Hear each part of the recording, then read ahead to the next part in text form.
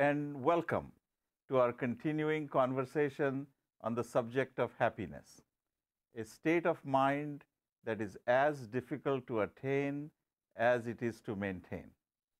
I'm your host, Sudarshan Sathe, and I'm here with Mr. Ratanjit Sondhi, who you know by now I call Bhai Sahab.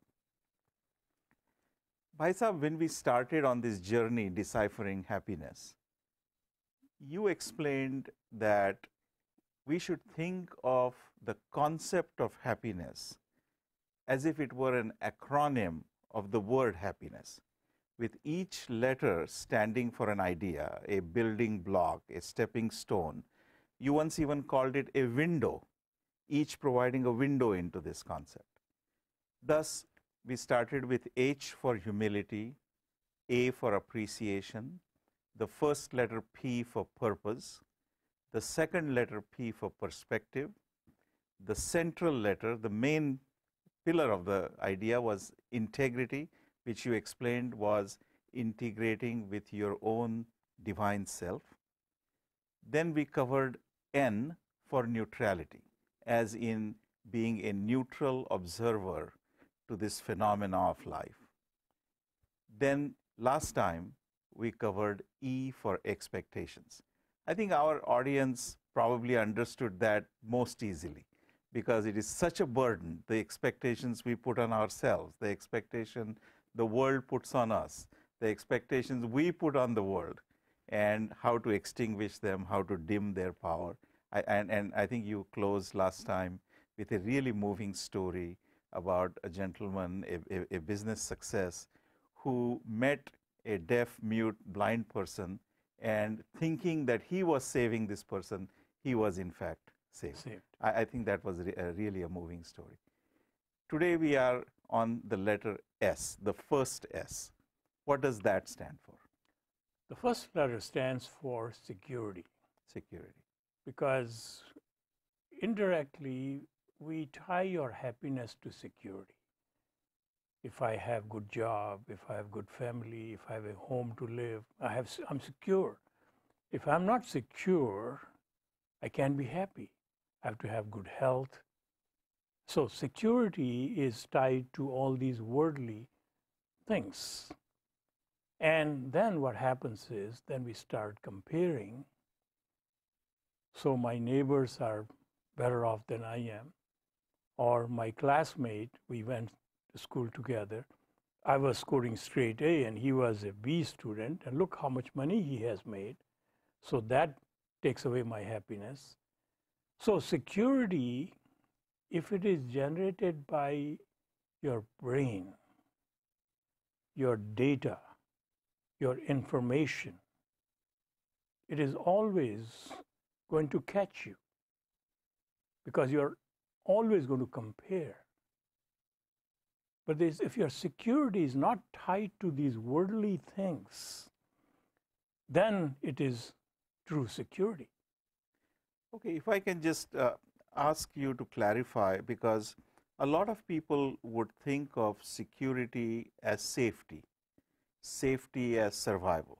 So a basic security, what we would call food and shelter, that is necessary for the bodily survival. Yeah. So we are talking about once that basic safety is attained, then how the ego travels from there onwards. Right. Okay.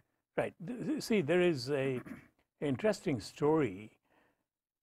This person who was serving, who was doing personal service to the king, he would do massage, he'll do all these things, personal servant. He'll come and king will give him whatever money to take. And that was enough for him to live. And he kept on living, and he was so happy because he didn't know anything. He would go spend this thing. He knows that he has a job. He had job security. And suddenly one day he comes and he was not very happy. He was not himself. He was very like he hasn't slept. Agitated. So king asked him, he says, what went wrong with you? He says, oh, no, it's nothing. And then Later on, he found out that one of his main aide of king went and gave him in envelope 99 rupees or dollars or equivalent of that. So now his mind was engaged in, say, how do I make it 100? So that's called a thing of 99. We get caught in that thing of 99. It's never enough. You get more. So once you make 100, then you want to make 101, 102, 200. Then you want to make 1,000. Then you want to make 10,000, 100,000, million. Million is not enough. Then you make billion. And billion is not enough. You want to be the first trillionaire of this earth. So once you get caught in that thing, you have mortgaged your happiness. Okay. So that is how the ego comes in. That's how the greed comes in. But that is all operating at the body, human body level. Okay. The true happiness does not lie in the human body level. What we mistakenly call happiness at the human body level are mostly our pleasures. Pleasures. And we call them happiness. I'll be happy if I get this. I'll be happy if my son graduates. I'll be happy if my daughter has a baby. I'll be happy if my... So those are all conditional happiness. Yeah. You go to one place and that thing shifts. It's like a carrot hanging in front of you. You can walk 1,000 miles, it's always be hanging in front of you. Right, because it's tied to you. Yeah, it's tied to you. Yeah. So that is how our happiness escapes us. And a lot of us tie our happiness to our security. And each one of us defines our security in a different way. Some people have their security tied to their job, their service, their marriage, their children. So this is always going forward. You are always take it for granted. Whatever you have, you always want more. So let me just make sure that our audience is understanding this dichotomy, because the basic safety is in having a secure dwelling, just secure dwelling. Some small amount of food, we know the nutritionists tell us that right. we need very little. Right. So that food is there, and shelter is there, and some basic minimum clothing is there. But the human mind doesn't seem to stop at that. Right. It just runs away.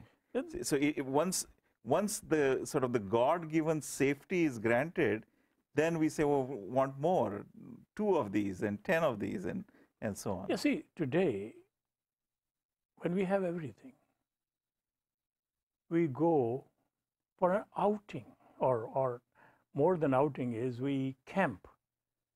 And many times, these people, hardcore campers, don't take any of these things. They don't even take food with themselves. Right. Right? They live off the ground. They live off the ground. They search for things. They find things. They become very creative. In fact, there are all kinds of shows and movies made on that basis. Right. But somehow or other, in their back of their mind, they know that their home is secure. They can always get back to that. So this is just an exploration. Fun for the weekend. Fun for the weekend. So in reality, Sudarshan, we are here only for a short time. This life is nothing more than an exploration. So our security should be that we have a home back home. When we get out of this human form, we are secure to begin with. We are born secure. We are born secure. Once you understand that definition of security. Definition of security. So it is all in the mind, that how we create our security. So if you want to create the worldly security, then the happiness will always be an illusion. It is going to be tied to your worldly security. And it doesn't matter whether it is a billionaire or the most intelligent, the most educated, the most resourceful person. They always have some drawback, some problem, some difficulties in their life. Yeah. right? Nobody is perfectly. Nobody is perfect. And then the human tendency is, see, if you lose a tooth, your tongue will always go there, although you have 31 intact. But the one which is missing, that's where your tongue goes. So in life, whatever is not there, the smallest thing, that's what is going to make you unhappy. So our consciousness goes to what is missing. What is missing? Rather than what is there. What is there? Okay. So until you realize the true security lies within you. It's not outside of you. It goes back to I. I means integrating with the divine power within you. Right. You are, if there are two kinds of securities, one security ties to your body, all your senses, body, 5 senses. The other security is tied to you. Yeah. The real power which resides in this body is you. So that power is always secure. I see. And you can place that secure human being in the most difficult circumstances. They'll accept that as a challenge. For them, it becomes a game. It becomes a joy. And they'll figure out how to get out of that situation. Okay. So how do our audience, myself included, how do we reduce the hold these chains have on us, this idea of security has on us, that we are constantly looking for more, that 2 is not secure, 4 is not secure. Some people say you should have so much money, then you are secure, but once you have that, then that's not enough, then we want more to feel secure. So how do we start to break those chains of this ego-driven security? See, the answer we have already given. If you go through all our acronyms, you have to discover who really makes you, the power within you. And then it gives you a purpose, P for the purpose. Right. And once you are focused on giving, adding value, making a difference, to who? To the one, to the universal. To the universal one, present in everyone we come across. Right. We serve our God or divine or in a temple or in a church or in a mosque, right? Right. And that's where we are supposed to learn where to serve God, in every living being. Right. So once you are focused on, see, your true joy comes from making a difference in somebody else. Adding value. Adding value. So all your resources, which the more you have resources, more you can make a difference. And the more resources will flow to you. Right. So let me see if we can tie this back. If for personal sense of security, ego-driven security, we try to accumulate more and more, it never gives you security. But if your goal is to constantly add the highest possible value, then the resources of the universe flow through you, right, because the universe approves of this purpose. Right. So all these resources give you security anyway. No, they also satisfy your worldly security. Right. But it begins with your security, which is internal first. So now if our listeners say, well, gosh, that's, if I'm going to get a lot of money to do these things, let me go on that path. If that is your presumption, you are on the wrong path. So don't expect anything back. Just deliver unconditionally. Then only the universe gives you the resources. So you cannot have, again, this selfish idea that I will do good so I get more. Right. You have to stay away Right. from that. You have to do good or add value for its own sake. Right. And you see that you are being taken care of right. in the worldly sense. Right. Yeah. So see, the moment you are doing good, we have mentioned that before, that is only to feed your ego. Ego satisfaction. So the goodness should come out of you without your knowing. That is goodness. Sort of a default position. Default position. So it's like in Indian language, there is a beautiful word. It's called dharma. And our scriptures challenge us to find your dharma. A lot of us translate dharma into English language as religion. Right. But it is not. Correct. It is not. Dharma is your core character. Like the dharma of a fire is heat and light. Right? It does not distinguish. That's what it is. That's just dharma. The dharma of water is wetness, quenches thirst. Innate characteristic. Innate character. So what is your dharma? Right? What is your innate characteristic? Innate character. So your body's character is always, because body knows it's going to die. Yeah. Body is always part in insecurity. Right. It's fear, greed. So body's dharma is always what is in it for me. So that doesn't mean there is anything wrong with you. If you have greed, if you have fear, if you have these qualities, there's nothing wrong with you. All it means is you are totally part in the body mode. Your consciousness is parked in the body. Body mode. Okay.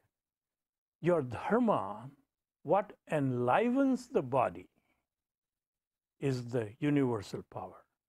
That's who you really are. Body is just a automobile which takes you around. Right.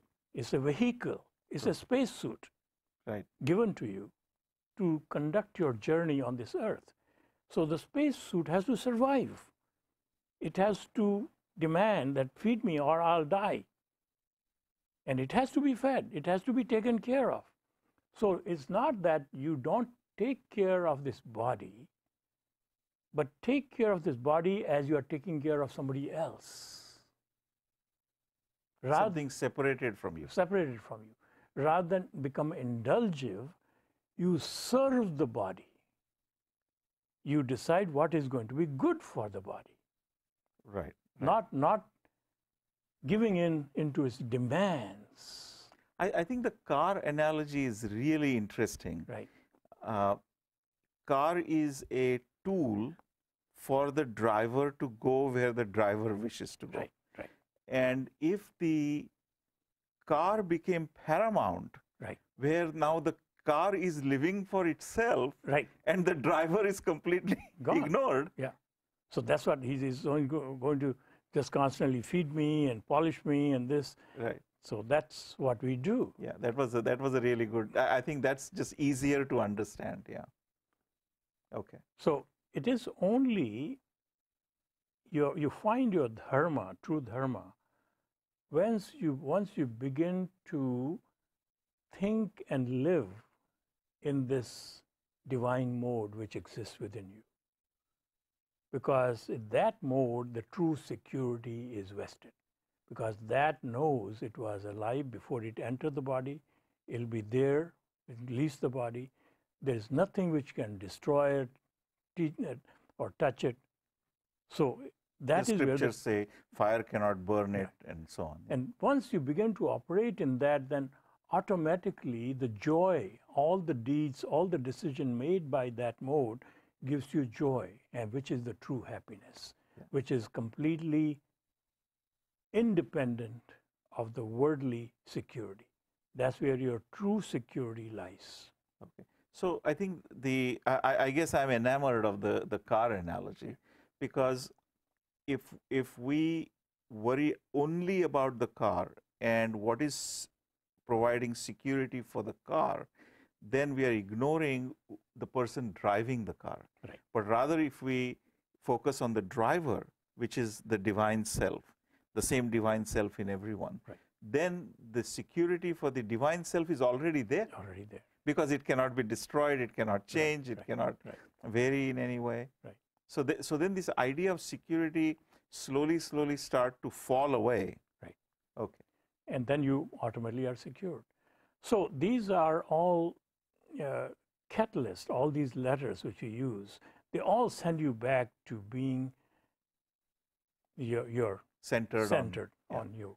So I think that again, even this security window showed us that central pillar of happiness, Right. which is integrating with the divine self. Right. And once you do that, security automatically follows. Happens. Okay. That's the true security. Okay. Thank you, Bhai Saab. That was a really interesting and fascinating and illuminating discussion. It was very enjoyable, and I hope it was very enjoyable to all of you. Thank you.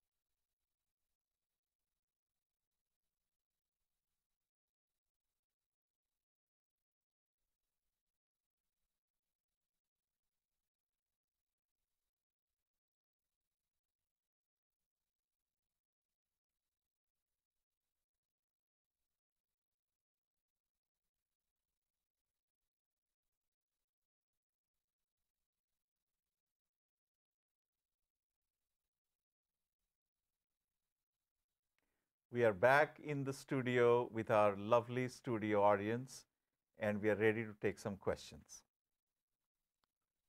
Hi, so I really enjoyed the talk. I just had one clarification question. I feel like throughout the program, there were a few different definitions of security. I was wondering if you could just clarify which is the final, like, definition. The real security. Yeah, the one that the window through which we can see happiness. See, it depends on which lens you are looking at. That's why security for everyone is different. And they are looking at the lens, which is mostly associated with their five senses. So that's why some people define their security, they have a good job. Some people define their security, they have a good health. Some will define the security, they have good family. So that they are looking at those windows. But all those securities are short-lived, temporary, and they'll go away. The real security, which is only one place you can get, and that's the true definition of pure security, until your security comes from within you, means if you are in touch with the power which enlivens you, and you begin to live in that mode of the power, then only you have true security. It's not that simple and easy because you have lived with this body mode all your life. So suddenly, what I'm talking about is only at the knowledge level. It has to be brought into the habit level. So you begin to really see yourself as the power which enlivens you. And if you are a religious person, that is God. And then you begin to see the same power in everyone else. And now that security has come into you because you are secure, that power is always secure, and your happiness will come from serving that power. Whoever is in front of you is that power, you serve that power. That's where your happiness comes from. I could just add to what you said. There is the safety of the body, the basic minimum safety we talked about: food, shelter, clothing. Above that, seeking security in things, it is an ego-driven exercise. And that's what we need to shun to get to true happiness.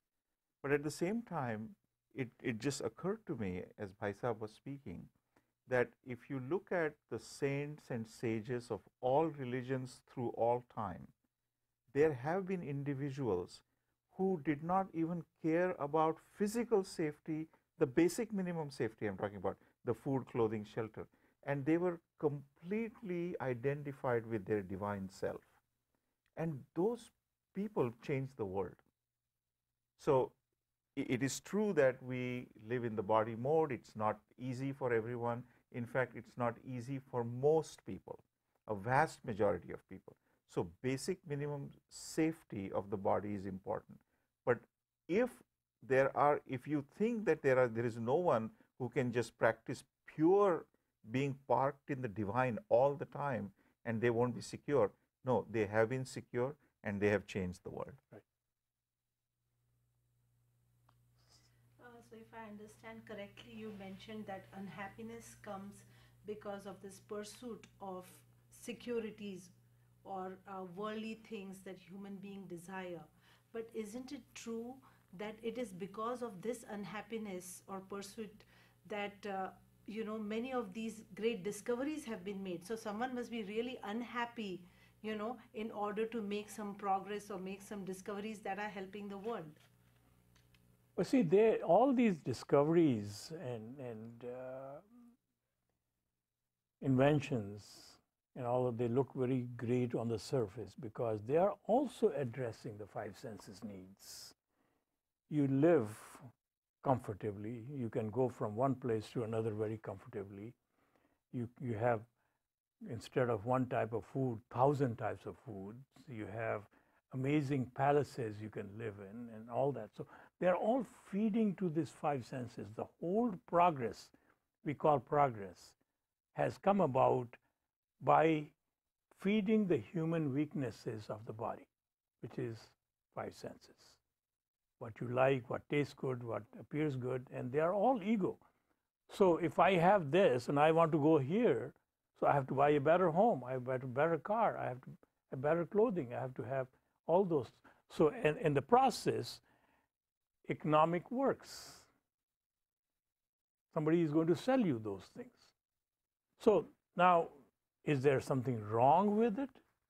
Not necessarily wrong, but if you are parked in the right place, if you are secure within, and you are only giving credence to excellence, and you are appreciating the excellence as a piece of art, as a creativity, as the divinity which has come into you to create those things.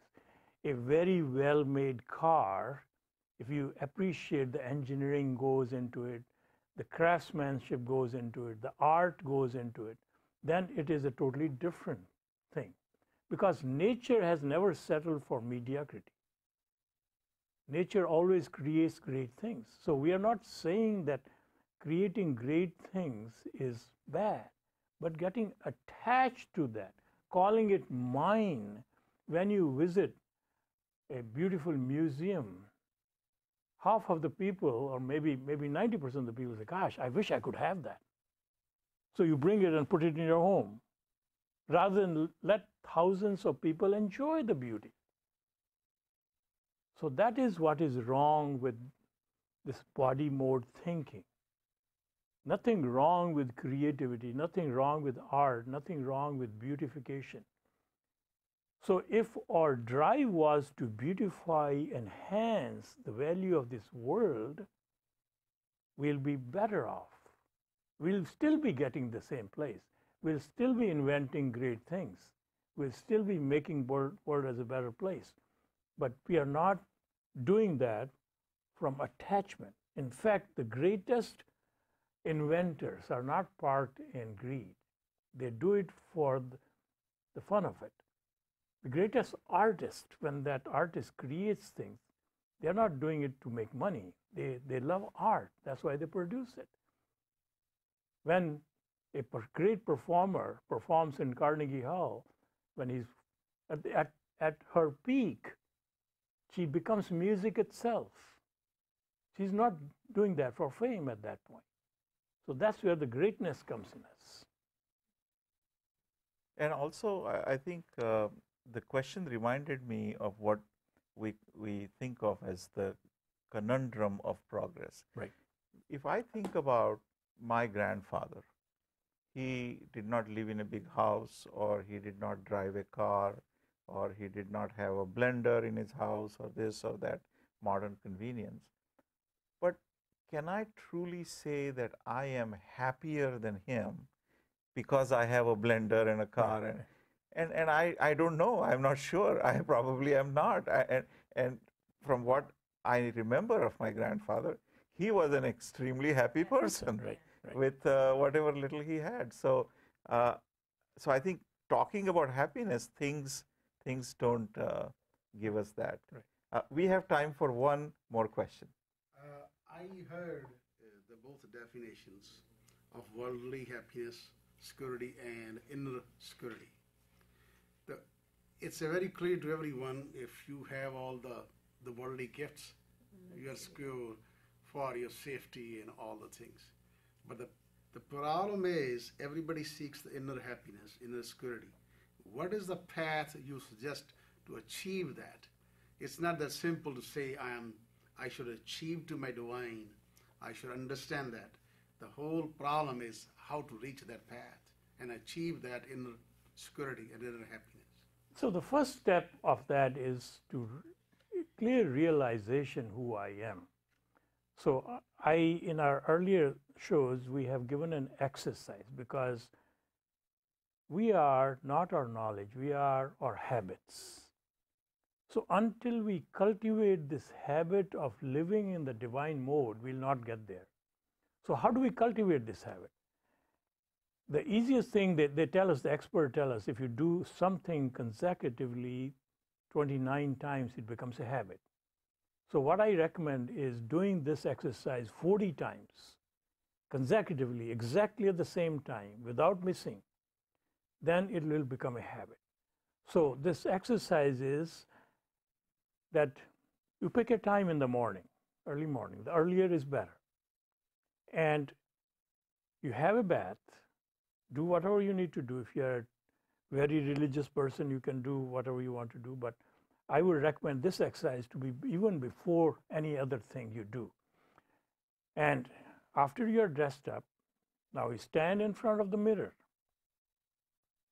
and see the reflection of this human body. And then realize what an amazing instrument divine, the nature or divine has created in this human form. It generates its own blood, its own tissues, it fights disease, it does everything, and you really don't do anything. And nothing equals to all man-made greatness. So this is very unique. So then you realize that this instrument, this human body, is gifted to you for one more day. So that should bring you utter gratefulness. So once you are grateful, now once you are totally, it should bring tears in your eyes that this gift is given to me for one more day, because I don't have a license or I don't have a contract. So it can be taken away any day.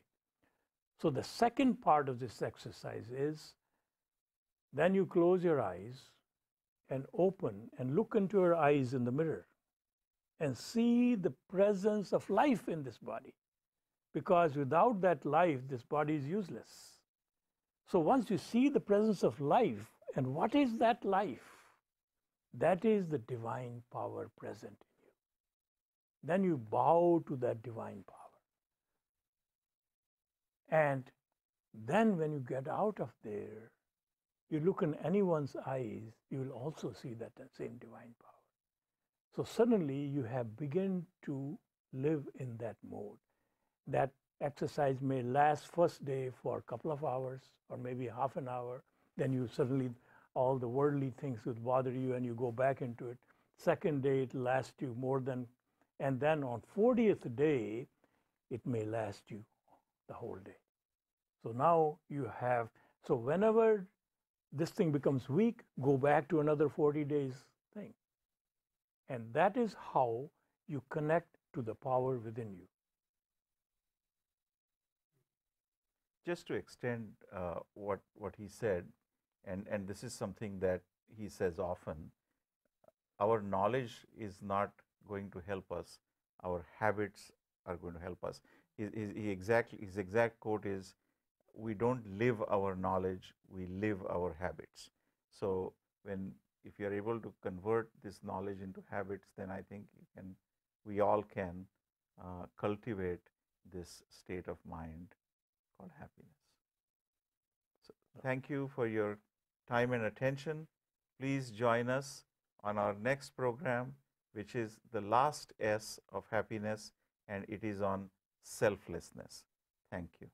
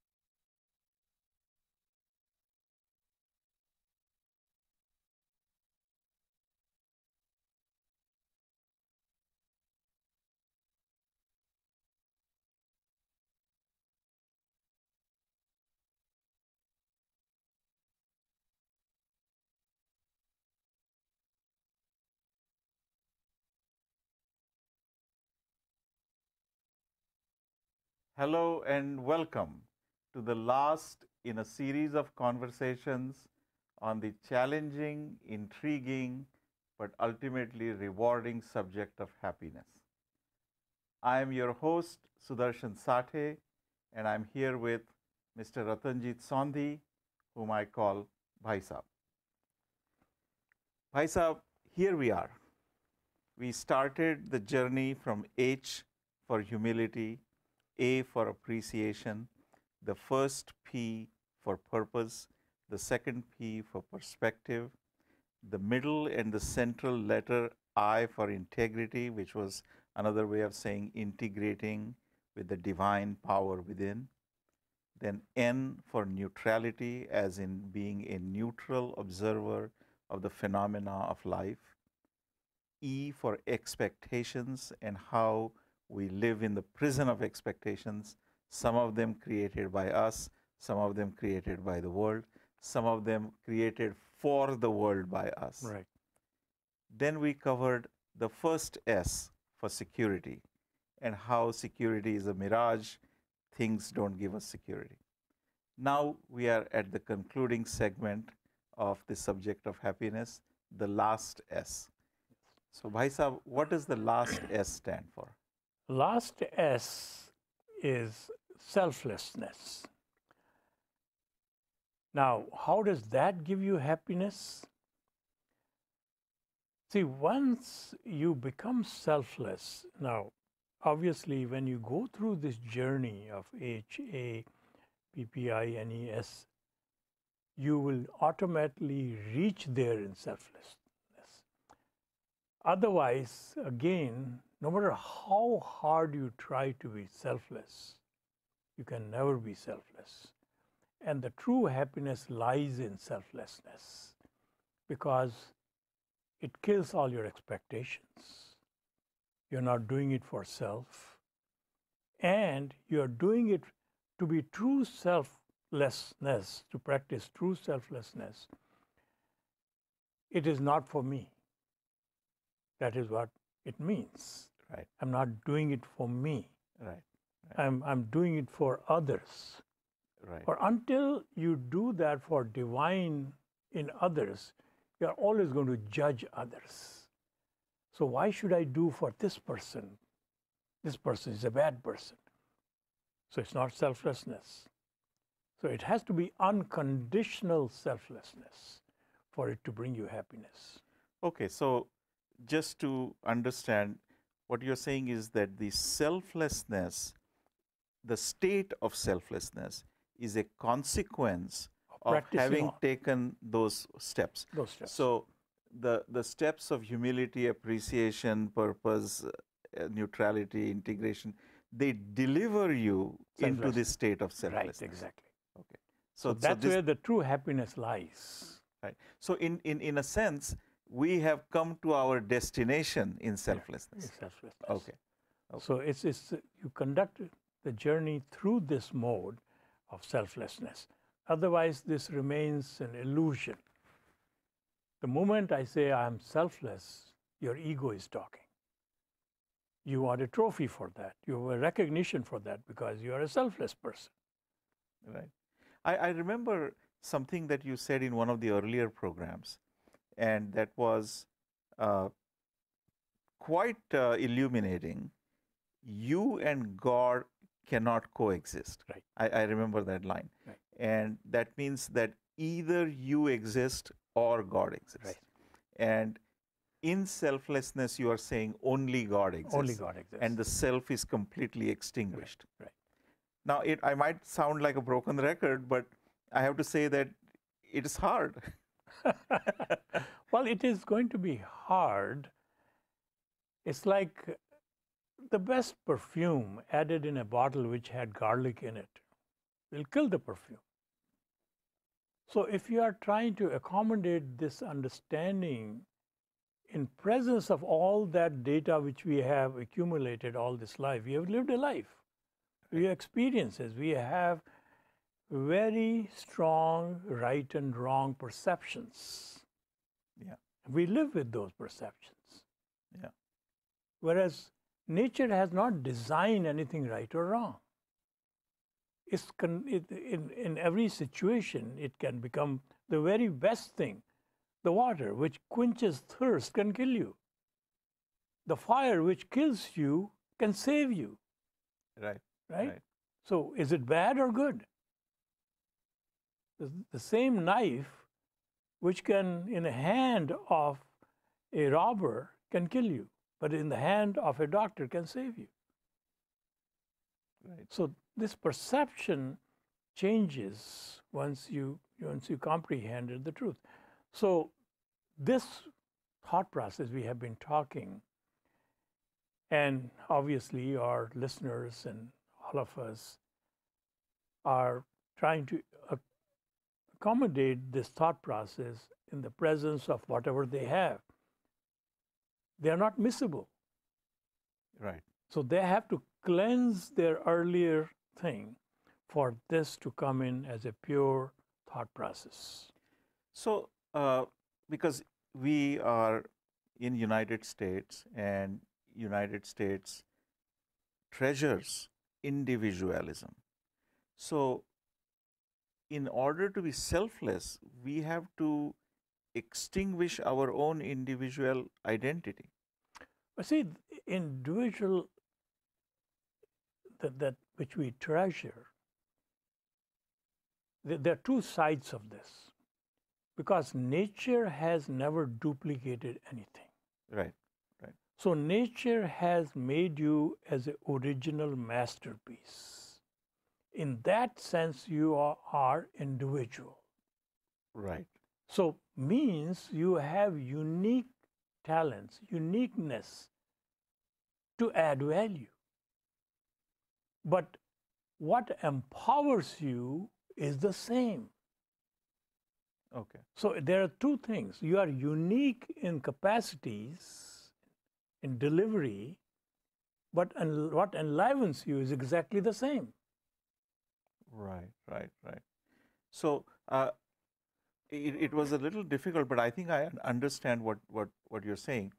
Because I am a unique person, perhaps with unique talents and abilities, that means that what I can contribute, only I can contribute. Right. Because nobody else is a copy of me, so Right. they cannot contribute what.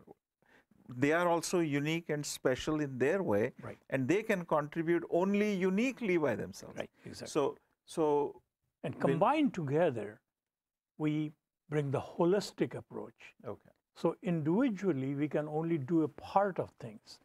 To build the uniform, holistic thing, we need combination of all of us. That's why America is individuals working together in oneness. Teamwork. Teamwork. Okay. And the teamwork only comes from the recognition that we are all one. And in order for me to survive, it is important for you to survive. My happiness comes without making you happy. I cannot be happy. It comes from your being happy. Right. So we cannot be islands of happiness in a sea of unhappiness. Right. That Right. cannot exist. Right. And what you were saying is that in the American way, we celebrate our individual identity as an individual and unique ability to Add value to the whole. But what enlivens all these individual entities is the same. Exactly the same. So that's what ties us together. Right. So it's like, again, I go back to the example of the light bulbs. Yeah. They are used in all kinds of things. They are used in projector, which has a different capacity, designed differently. Yeah. When it is used in a particular room, it has designed differently. It's used in our studio, they are designed differently. They have different wattage. But what empowers all of them is still electricity. Right. The same power. The same Coming from the single powerhouse. Same source. Same source. That sits at the edge of your property. Exactly. And lights all these different wattages Right. and colors and so on, but the same electrical current Right. enlivens all those parts. All those. Yeah. Okay. So we are all, and that's why we respect others' talents. We learn from others' talents. We complement. So competition is really against the basic understanding of this whole thought process. Complementing, collaboration is where we should be. Right. And you often give the example of the human body. Right. So human body, They don't compete with each other. right, and there is that innate knowledge in the human body that heart is not competing with the liver, Right. but heart and liver do their best Right. to serve the body. They cannot exist without other.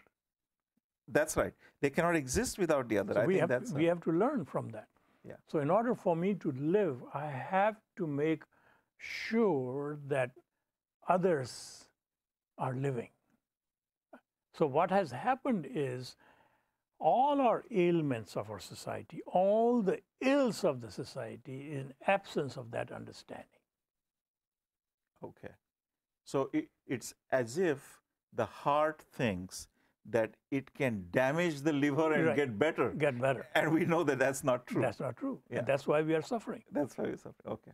The whole world is in that thinking. So if we teach that at the earlier level in Yeah. school, instead of asking this question, we make our human being selfish. You know how we do that? How? When a child comes back from school and says, so scorecard, so did you score all A's? Are you first in the class? If you are second, so we are upset. If it's 10th, my God, the whole house is upset, right? So we are telling him that you have to succeed regardless of others. Be selfish. If we begin to ask the child when it comes home, how many people have you helped today? Wow. Have you elevated anyone else? Because ultimately your success is going to depend on this. Can you imagine what kind of 21-year-olds we will have? Wow. We will transform this entire country And the world. and the world. Because the world will see this example. Right. Yeah. So we have created the ills of our education system, the way we have drilled in them competitiveness right from beginning rather than collaboration. And look how many students, especially in countries like India, they are so driven to be successful, to get admission and competition.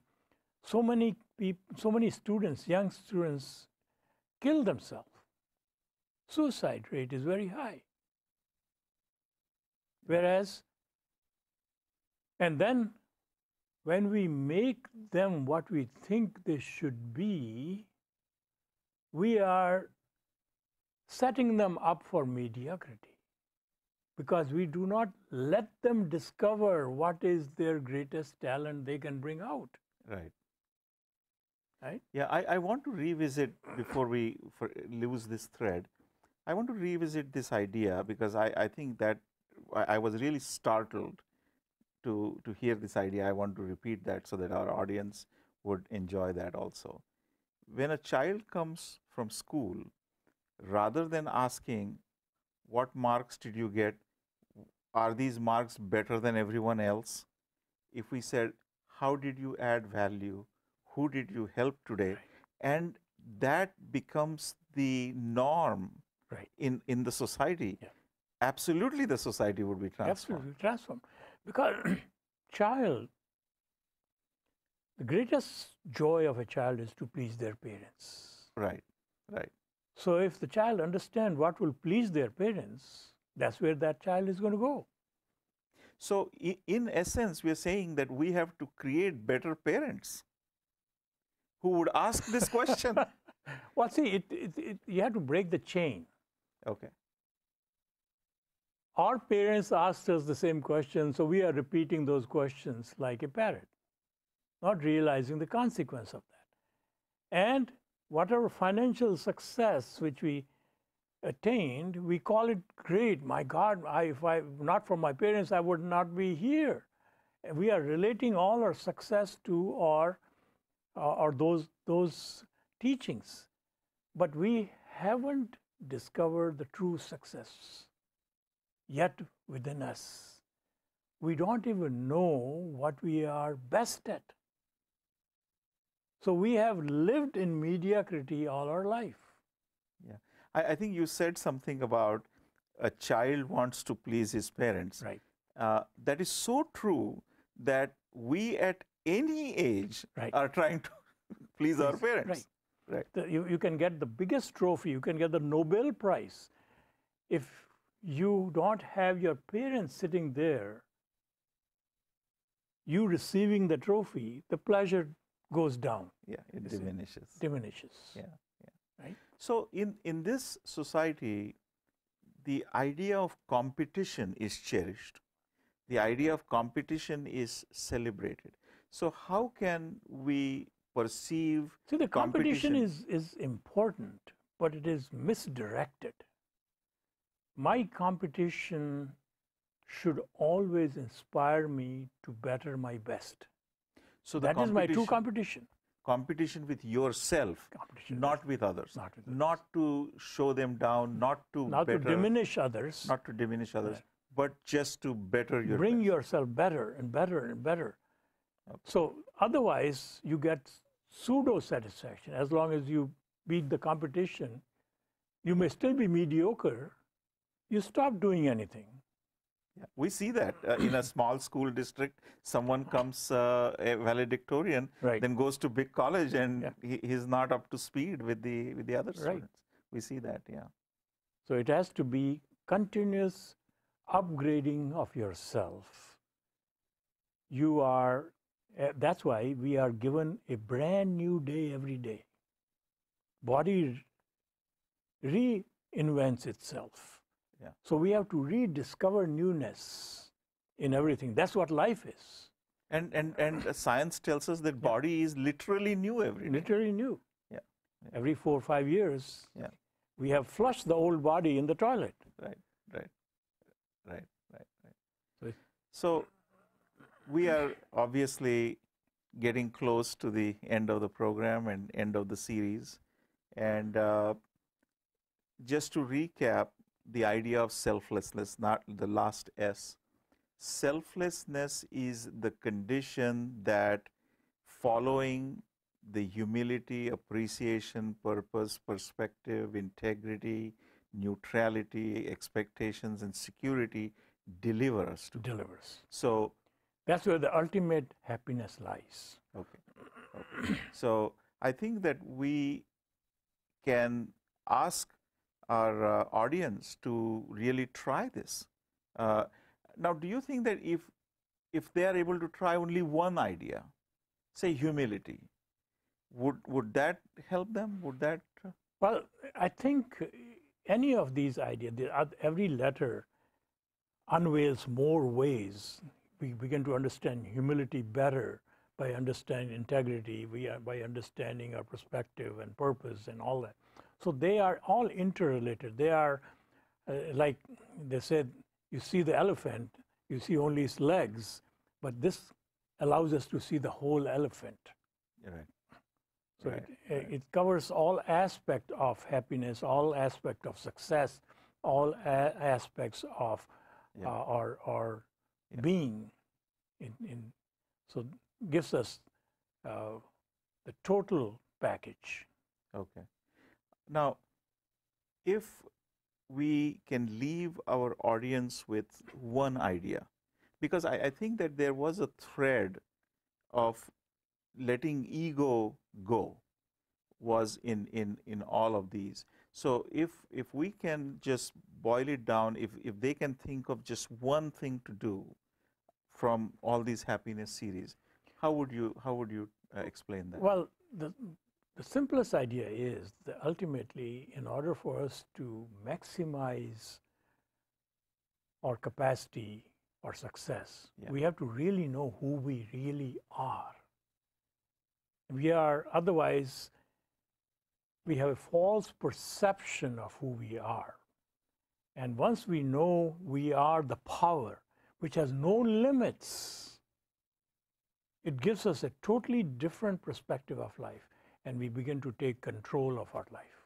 And as you have said many times, we don't live our knowledge, we live our habits. So I think a starting point would be this mirror exercise, Right. and make that into a habit, and that habit would lead to actual practice of all these things.